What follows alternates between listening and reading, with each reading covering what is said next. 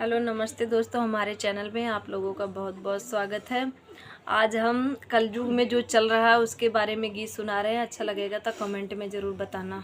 आजकल जो चल रहा है, कमन रोगवती है लूधराई हो, पढ़ाई में मन ना लगी।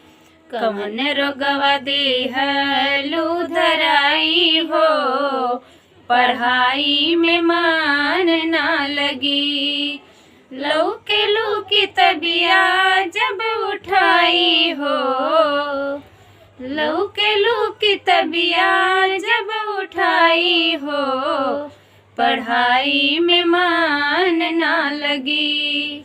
कमन रोगवा दी है लूधराई हो, पढ़ाई में मन ना लगी।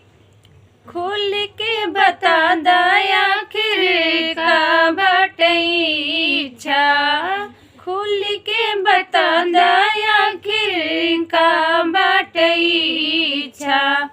निकले तू देबू ना कई बोर्ड के परीक्षा, निकले तू देबू ना बोर्ड के परीक्षा।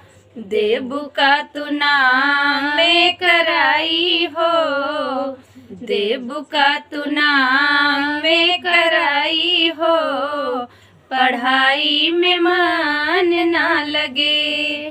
कवन रोगवा दी है लूधराई हो, पढ़ाई में मन ना लगे।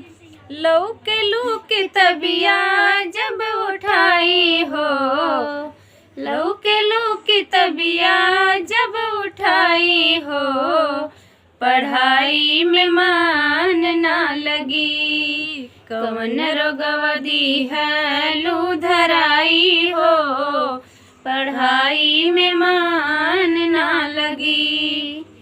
बाट सवाल एगो लड़िका के जीवन के, बाट सवाल एगो लड़िका के जीवन के। जाल में फसावा जानी गोरी तू अरियन के, जाल में फसावा जानी गोरी तू अरियन के। जख्मिनियन जख्म लगी जाई हो, जख्मिनियन जख्म लगी जाई हो, पढ़ाई में मन ना लगी। कवन रोगवा दी है लूधराई हो, पढ़ाई में मन ना लगी।